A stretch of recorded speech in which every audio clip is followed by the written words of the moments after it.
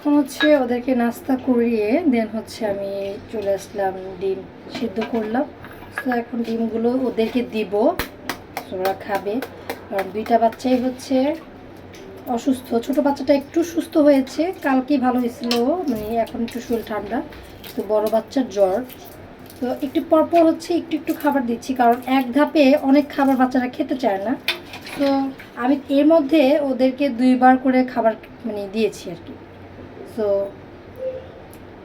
একবার দিয়েছি সকালে খাবার একটু ভারী, তারপরে হচ্ছে আবার ঘুমাইছিল, আবার একটু পরে উঠে ওকে দিয়েছিলাম চা। কারণ চাটা খেলে ওর মাথা ব্যথাটা কমবে, ছোট মানুষ।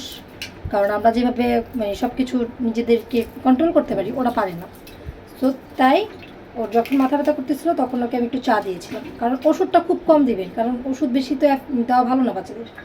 তো আমি জ্বরের ওষুধটা ওকে দেওয়ার চেষ্টা করেছি। আর হচ্ছে এখন দিব 2 মেয়েকে 2টা ডিম।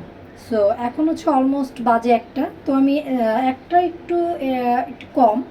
সো এই ভিডিওটা 1টা-1টার মধ্যেই আমি দিব। সো এখন ওদেরকে আমি দিচ্ছি ডিমটা। তো আর কি বললাম যেন, যে হচ্ছে বললাম যে বাচ্চাদেরকে একটু পর মানে জ্বর আসলে অসুস্থ হলে একটু পরপর খাবারটা দেওয়া উচিত। কারণ কি করছো ওখানে পাখিকে তুমি এজন্য কি আমার গাছ ছিঁড়বে তুমি? ওকে। সো হচ্ছে আমি একটু একটু করে দিচ্ছি, কারণ যেথায় এত জ্বরের মধ্যে হচ্ছে ওদের মুখে কিছুই ভালো লাগে না চুকা ছাড়া। চুকা, টক, ঝাল এগুলো ভালো লাগবে।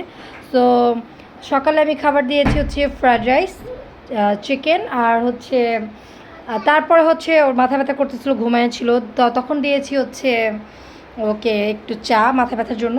সো এখন হচ্ছে দিব ডিম। তারপর আধা ঘন্টা পর ওদেরকে আবার খাবার দিব আমি। সো এখন দেখাবো ইসরাতে কিন্তু লোক দেখলে ভয় পাবা, ও অনেক অসুস্থ। সো এখান থেকে একটা ডিম খেয়ে ফেলবা মা। হ্যাঁ, এই যে হচ্ছে ইসরাত, ওর জন্য হচ্ছে ফ্যান পুরো অফ করা। আর যত কাপড় ভারী কাপড় পরাবে না, জ্বর আসলে মানে বাচ্চাদের যত পাতলা কাপড় পরানো যায়, ওদের শীত করলেও ওদেরকে ভারী কিছু দেওয়া যাবে না। কারণ ওদেরকে নর্মাল রাখার চেষ্টা করবো সবাইকে বলতেছি। সো আমরা যারা যারা অনেকেই জানি না যে বাচ্চাদের জ্বরে হচ্ছে বাচ্চাদের কীভাবে কী করবো আর কি ট্রিট করব। সো আমি মনে করি বাচ্চাদের জ্বর অসুস্থ হলে বাচ্চাদের সাথে মানে খুব ওদের মতো হয়ে যাওয়া আর কি। সো এর মধ্যে ওকে আমি অনেকবার ছড়ে মুছে দিয়েছি, মাথা ধুয়ে দিয়েছি, ফাঁকে ফাঁকে যখন আমি খাওয়াইছি তারপর গ্যাপে গ্যাপে করে দিছি। ফ্যানটা অফ করেছো? সো আর আধা ঘন্টা পর ওদেরকে খাবার দিব। সো এর মধ্যে একটা দিয়ে দিলাম ডিম। সো এখন ডিম খাবে ইসরাত, আর ওকে গোসল করাবো খাওয়ার 10 মিনিট আগে, তাই তো 10-20 মিনিট আগে ওদেরকে গোসল করাই দিব। আর আমার মেয়ে ওটা খালি গায়ে, ওটাকে কী বলবো, ওটা হাড্ডি দেখা যাচ্ছে। এই দেখো আমার যে যত গাছ সব কিছু নষ্ট করে ফেলে। সো এখন পাখিদের সে নাকি গাছ খাওয়াবে, ঘাস খাওয়াবে। দেখো পাখিদের সে খাওয়াচ্ছে ঘাস, এটা সম্ভব? সো এখন হচ্ছে ও ডিম খাবে। চলে আসো বেবি।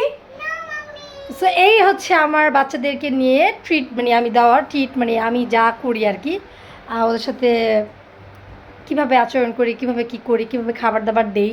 সো আমার প্রতিনিয়ত ব্লগিং, আমি হচ্ছে অনেকদিন ব্লগ দিতে পারি নাই, হচ্ছে আমি এখন থেকে রেগুলার একটু চেষ্টা করব। কারণ অসুস্থ থাকা বাসার মধ্যে কেউ ব্লগ করতে ইচ্ছে করে না, ভিডিও।